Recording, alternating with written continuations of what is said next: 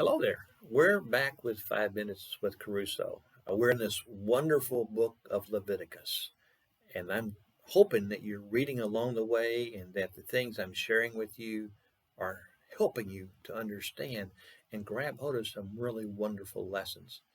It's a good place to be in the Bible. I'm going to share with you some more insight into these early chapters of Leviticus, but I'm not going to be able to go very far into it. So I remind you again, this book here can help you out. Leviticus Alive, Your God May Be Too Small, under my pen name KeRusso. It's a very readable book.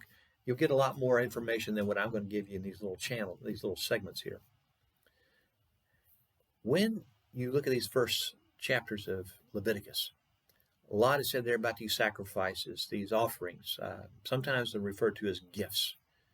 Now think about that. You're giving a gift to God. Well, what do you give God? God has everything. What do you give the person who has everything? Well, what do you give the God who has everything? Well, that's a pretty big question. Well, the one gift that he wants from us is our lives. But what kind of gift do we give him when we give him our lives? Think about that when you read these early chapters. You're not going to offer a sacrifice like a bull or a goat or whatever, but you're offering yourself. So what kind of gift do you give God? What is he looking for from you? Well, thankfully, he tells you. And if you look, for instance, in chapter 1, read verse 3 through 9. There's some words that you're going to come across fairly frequently throughout Leviticus, but they're all in this one section here. You're going to read the word acceptable and the word pleasing. You don't give God something that he's not going to accept, that he's not going to find pleasing. You know, if I was going to give my wife a gift for our anniversary, I'm not going to give her a fishing pole. My wife doesn't like to fish. She doesn't want that for a gift. Now, I would love it, but my wife doesn't want it. I'm not going to give her something that's not pleasing to her and expect her to find it acceptable. It's just not going to happen, okay? So, same thing with God. There's another word that he'll use in these verses that you'll find throughout these chapters. That's without defect. You don't give God something that's broken. You know, do you ever wrap up a broken toy and give it to a child? No, I hope not. Hopefully you wouldn't even think about it, because you know the child's going to be upset because it's broken. It doesn't work. If you don't value the gift, if you're giving something to God that you don't value, why would you expect God to value it? In the book of Malachi, later on in the Bible, God is really upset, and the prophet Malachi expresses that to the people. Says, you're taking these animals that mean nothing to you. You can't sell them, you can't breed them, you don't do anything with them. They're useless to you, and you give that to God thinking, hey, God will take it, he doesn't care.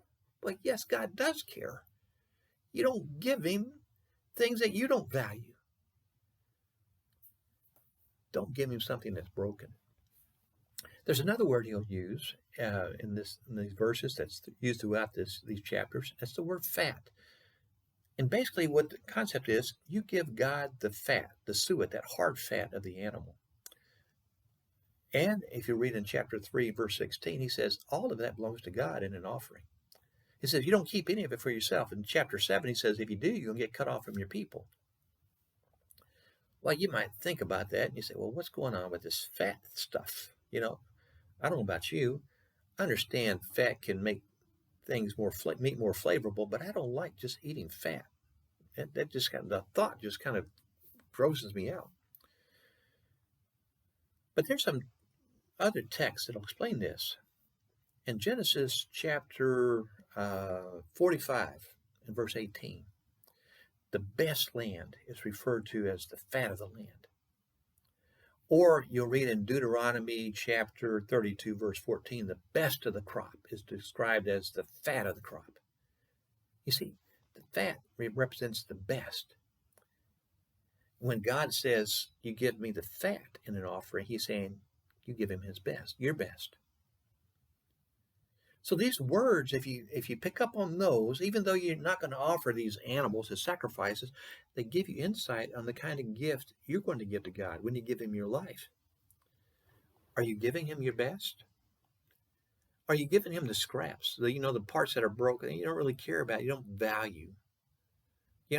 We pour our heart and soul into work. We pour our heart and soul into our human relationships, into our marriages, into our families. We pour our heart and soul into our recreation. And then when it comes to God, what do we give him? So many times people just give him the scraps, the leftovers, the parts they don't value. And they expect God to be okay with that. And he's not. So think about that as you're considering the offering you give to God, the gift, your life. Is it your best? Do you value it? These chapters in Leviticus will draw your attention to that.